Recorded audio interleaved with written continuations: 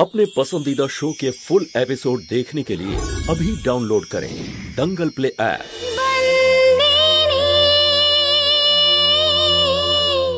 Wow Hiten, it's a great news. খেমি মা হতে চলেছে। ওয়াও, কি খুশির কথা তাই না? হ্যাঁ তোরাল, এই জন্য আমিও খুব খুশি যে ও জীবনে একটু তো আনন্দ পেল। এই বাড়িতে সবাই এটা নিয়ে চিন্তিত যে খেমি অর্জুনের সন্তানের মা হতে চলেছে। তাহলে সেই সিদ্ধান্ত কি হবে যা পঞ্চায়েতের শান্ত সবার সামনে নিয়েছিল? গ্রামের সবাই সেখানে উপস্থিত ছিল। তোরাল, আমি শুধু এটাই বলছি যে গ্রামবাসীরা খেমি আর অর্জুনের সম্পর্ক মেনে নেয়নি, তাহলে কি ওদের সন্তানকে ওরা মেনে নেবে? ডোন্ট ওয়ারি হিতেন, এখনো অবধি সব ঠিকই আছে না, পরেও তাই থাকবে। রিল্যাক্স। আর হ্যাঁ, কাল আসছি আমি ওখানে। অনেক দিন হয়ে গেছে বাড়ির সবাইকে দেখিনি। আর কি? আর তোমাকেও দেখিনি, অনেক দিন হয়ে গেছে। I am missing you. Missing you too. কালকে আমি তোমার অপেক্ষায় থাকবো। Good night. Bye. Good night. পাগলি।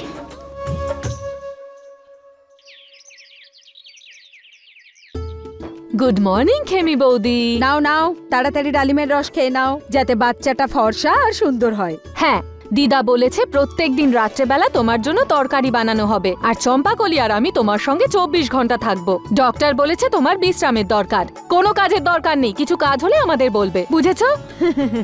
কোনো ভারী জিনিস আজ থেকে তুলবে না, আর সন্তুরি বললে জলের গ্লাসও তুলবে না, বুঝেছো? তরু পিসিও কাজ করবে তখন যখন রুম থেকে বাইরে বেরোতে দেবো। আরে তাড়াতাড়ি খেয়ে নাও। খেও না খেমি।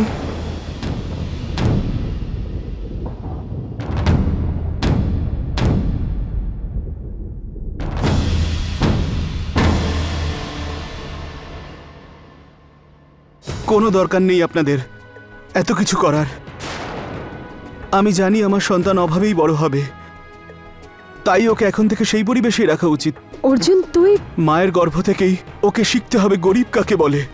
এটাই উচিত হবে যে আমার স্ত্রী আর সন্তান ততটাই জিনিস চাইবে যতটা আমি দিতে পারবো। কারণ না আমার সন্তান এই বাড়িতে জন্ম নেবে, আর না আমি আর খেমি এই বাড়িতে থাকবো। এসব তুই কি বলছিস অর্জুন? আরে খেমির অবস্থাটা দেখ, ওর বিশ্রাম প্রয়োজন, আর তুই ওকে নিয়ে চলে যাবি?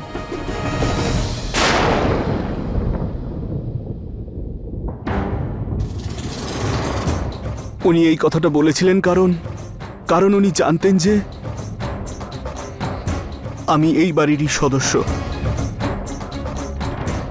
কিন্তু এখন খেমির কতটা খেয়াল রাখতে হবে আর আমি কতটা খেয়াল রাখতে পারবো, এটাই এখন আমার কাছে বড় পরীক্ষা।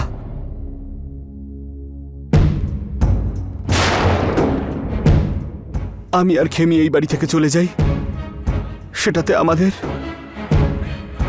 আর বাড়ির সকলের ভালো হবে। কারণ সিদ্ধান্তটা যে মালকিনের নেওয়া। ব্যাস ব্যাস ব্যাস, অনেক শুনেছি আমি এই সমস্ত কথাবার্তা। তুই ওই বাড়ি থেকে কোথাও যাবি না, আর খেমিও কোথাও যাবে না। ওই পরিবারের একজন উত্তরাধিকারকে জন্ম দিতে চলেছে, তাই ও এখানেই থাকবে, এই বাড়িতেই।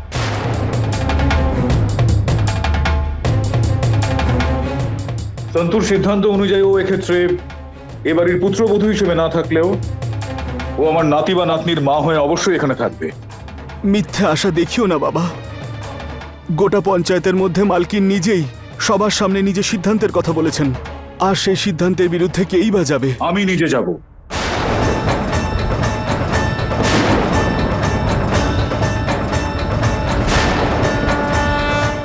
কিন্তু তবু আমি আমার পুত্রবধূ এবং আমার ছেলেকে এই বাড়ি থেকে কোথাও যেতে দেবো না।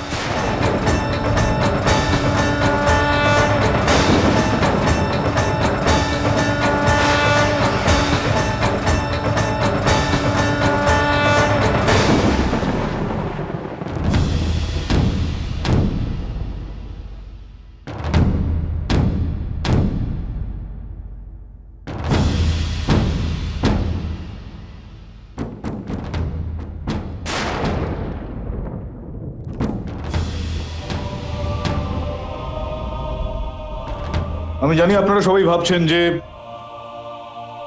আমি আপনাদের সবাইকে আবারও কেন এখানে এই জায়গায় ডেকে পাঠালাম। আমি যে কথাটা এখন বলতে চলেছি সেটার জন্য হয়তো আপনাদের এটা মনে হতে পারে যে আমি এই আসন বা এই সম্মানের যোগ্য নই হয়তো,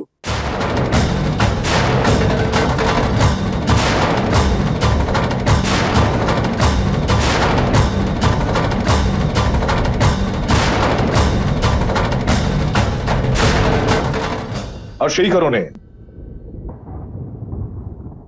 আজ থেকে আমি এই আসন ত্যাগ করলাম।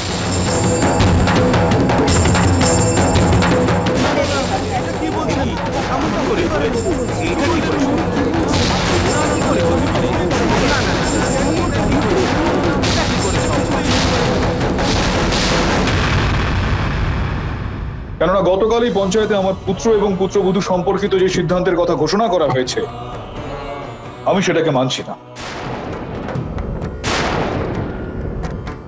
কেউ আমার কথার সঙ্গে সহমত হবেন না, কেননা আজ পর্যন্ত এই আসনে বসে যা যা সিদ্ধান্ত নেওয়া হয়েছে, যা যা নির্দেশ আমরা পেয়েছি, আমরা প্রত্যেকে সেগুলো পালন করে চলেছি। কিন্তু আজকে আমি ধর্মরাজ মাহিয়া বংশী, ধর্মপুরের মালিক, এই আসনের বিরোধিতা করছি।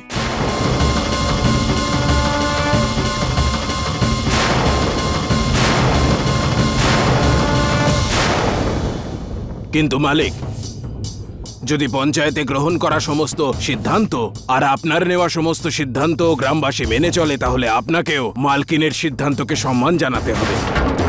আজ পর্যন্ত আমার থেকে ভালো এই পঞ্চায়েতের সিদ্ধান্ত কেউ পালন করেনি পরশুরাম, তুমি এটা খুব ভালোভাবে জানো। এরপরও আমি পালন করবো সেটা, কিন্তু তার আগে আমার কয়েকটা প্রশ্নের আমি উত্তর চাই আপনাদের প্রত্যেকের কাছ থেকে। যখন আমি জানতে পারলাম যে এই অর্জুন আমার নিজের সন্তান, তার আগেই ওর সঙ্গে খেমির বিয়ে হয়ে গিয়েছিল, তাহলে কি এর মধ্যে ওদের কোনো দোষ আছে? কার ভুল, আমার, অর্জুনের না খেমির? আর যদি এই ঘটনাটি আমার না হয়ে তোমাদের মধ্যে কারোর হতো, তাহলে তোমরা কি করতে আমায় বলো? এই যে পরশুরাম, নিজেকে তুমি আমার জায়গায় বসিয়ে তারপর ভেবে দেখো কি হয়। তোর বাড়িতে এই ঘটনাটা ঘটলে তুই কি করতি? হ্যাঁ বল মন্নু, তুই কি করতি? বল করছেন, তুই কি করতি? আরে বল না তোরা। বছরের পর বছর আমি আসনে বসে সবার সমস্ত সমস্যা সমাধান করেছি, গ্রামের সমস্ত বিষয়ে সঠিক সিদ্ধান্ত নিয়ে আমি ন্যায় বিচার করেছি। আজ আমি চাই তোমরা আমার এই বিষয়টা নিয়ে সিদ্ধান্ত নাও। বলো, কোনো উত্তর রয়েছে তোমাদের কাছে আমার এই প্রশ্নটা?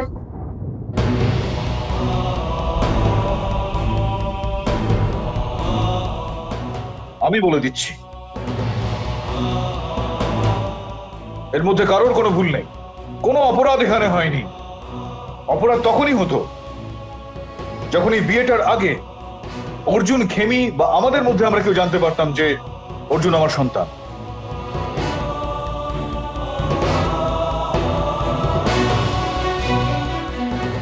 এবার এটা বলো আমায়, শাস্তি এখন কাকে দেওয়া উচিত?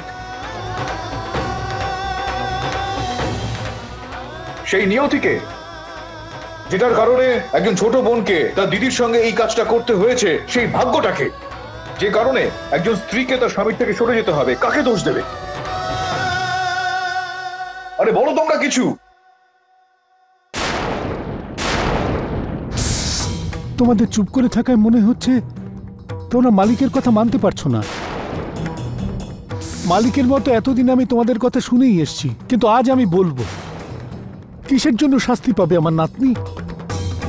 ওর অর্জুনের সঙ্গে বিবাহ বন্ধনে আবদ্ধ হয়েছে সেই জন্য, আর অর্জুনের শাস্তি হচ্ছে কারণ ও খেমিকে বিয়ে করেছে সেই জন্য।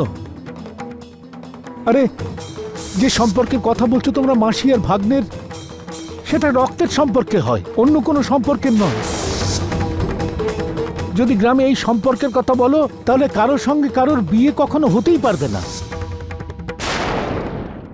মা তুই বলতো, ইন্দু তোর কে হয়? মাসি। মাসি কেন? আমার মায়ের দিদি, সেই জন্য। ঠিক বলেছিস, ও তোর মায়ের বোন হয় সেই জন্য। আর তুই বলতো তুলসী, তুই ইন্দুকে কাকিমা কেন বলিস? ওর তো তোর বাবার ভাইয়ের সঙ্গে বিয়ে হয়নি, তাহলে কাকিমা কেন বলিস? কিছু সম্পর্ক এমনিতেই তৈরি হয়, আর কিছু রক্তের সম্পর্ক, কিছু সম্বোধন হয় আর কিছু সম্পর্ক। যদি অর্জুন আর খেমির সঙ্গে কোনো রক্তের সম্পর্ক থাকতো তাহলে এই বিয়ে মানা যেত না, কারণ অর্জুনকে যখন সন্তু জন্ম দেয়নি সেই জন্য ওর আর খেমির সম্পর্কটা শুধুমাত্র সম্বোধন, রক্তের সম্পর্ক নয়।